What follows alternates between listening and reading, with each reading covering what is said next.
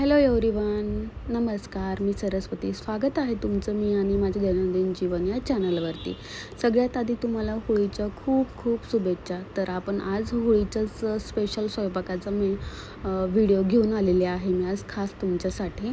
सगळ्यात पहिले कुकर वगैरे लावून घेतलं आणि कांदा वगैरे भाजायला ठेवला आमटीसाठी.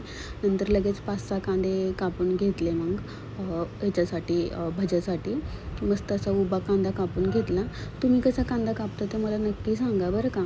आणि नंतर मग मस्त पीठ वगैरे टाकून घेतलं, डाळीचं पीठ, ओवा वगैरे टाकला छान थोडं. नंतर मग त्याच्यामध्ये असे छान जिरे कुटून टाकले आणि भज्याचं पीठ जेव्हा केव्हा मी भजे करायचे असताना त्याच्यामध्ये मी थोडंसं गव्हाचं पण पीठ टाकते. तुम्ही टाकता का नाही मला ते नक्की सांगा बरं का.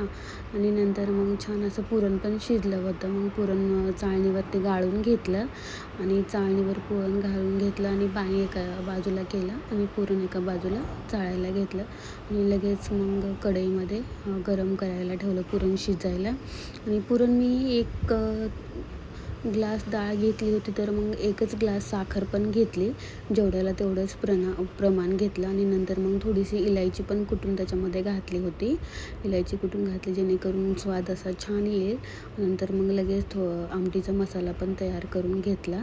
आमटीच्या मसाल्यामध्ये मी कांदा, खोबरं वगैरे जाळीवर भाजून घेतलं होतं. नंतर थोडंसं तेल टाकून परतून घेतलं आणि मग सगळं त्याच्यामध्येच मिक्सरमध्ये वाटतानाच मग थोडंसं कोथिंबीर, कढीपत्ता, लसूण, अद्रक, हिरव्या मिरच्या ते सगळं छान भाजून ते पण मिक्सरला छान बारीक करून घेतलं होतं. नंतर मग आमटीला पण छान अशी उकळी फुटली.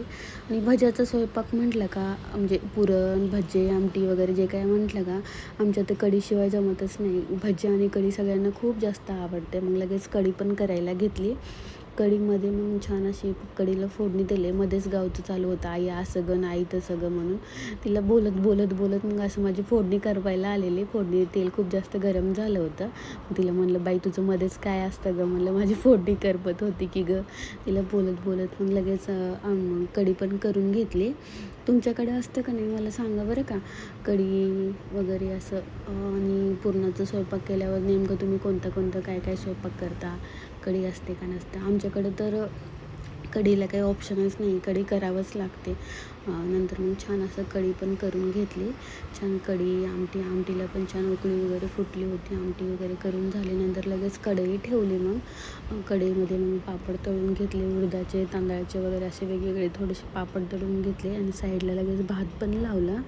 आणि ते झालं की लगेच छान भजे पण तळून घेतले. मग भजे छान पीठ तर खूप छान भिजलं होतं आणि मस्तपैकी असं कांदा भजे थोडंसंच मी पीठ टाकलं होतं. कांदा तुम्ही बघितलं मी किती जवळपास 5 ते 500 नाही बरं का, 5 ते 6 कांदे टाकले होते. आणि नंतर मग ते झाल्याच्या नंतर सगळं बाजूला जेवढा काही स्वयंपाक शिजलेला आहे तो सगळा शिजवा करून घेऊन बाजूला ठेवला. आणि लगेच मग देवाला पण घरच्या छोटे असे नैवेद्य करून घेतले. आणि देवाची झालं की मग होळीसाठी पण छोटे असे 2 करून घेतले होते नैवेद्य.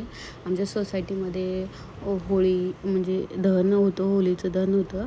मग तिथेच आम्हाला जायचं होतं म्हणून मग पटकन स्वयंपाकाला लवकरच लागलेलं. मग छान असे होळीसाठी पण 2 नैवेद्य करून घेतले आणि नंतर मग पोळ्या पण करून घेतल्या. सगळा स्वयंपाक करून घेऊन खाली जायचं होतं म्हणून पटपट आवरून घेतलं.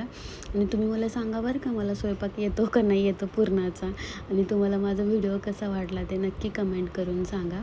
आता बघू माझी पोळी कशी होते काय होते बघू आपण.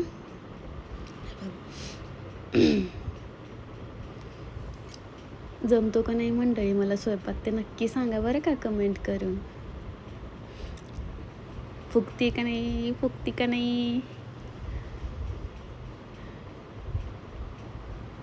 फुगते बरं का पोळी माझी. बघा आता पुढं जमतो का नाही तुम्ही नक्की मला कमेंट करून सांगा. मग छान पटापट अशा सगळ्या पोळ्या वगैरे करून घेतल्या. पोळ्या वगैरे करून मग लगेच देवासाठी पण ताट बनवून घेतलं. घरच्या देवाचं वेगळं ताट बनवलं आणि होळीसाठी वेगळं ताट. छान मस्तपैकी असं आम्ही तयार होऊन निघालो होतो. खाली खूप छान अशी होळी पेटवली होती. मग तिथंच आम्ही पूजा करण्यासाठी निघालेलो आणि मस्त अशी छान पूजा वगैरे केली. खूप मोठी होळी पेटवलेली होती आणि सगळ्या बायका वगैरे पण जमलेल्या सोसायटीमधल्या. आणि तुमच्याकडे पण अशी होळी करतात का, सामूहिक करतात का, वेगवेगळी करतात ते मला कमेंट करून नक्की सांगा. ह्या सोसायटीमध्ये तर सगळ्यांनी एकत्रच केली होती. नंतर मग छान पूजा वगैरे केली आणि घरी आलो. कसा वाटला आजचा व्लॉग मला ते कमेंट करून नक्की सांगा. आणि पुन्हा एकदा तुम्हा सगळ्यांना होळीच्या खूप खूप शुभेच्छा. चला भेटू नेक्स्ट व्लॉग.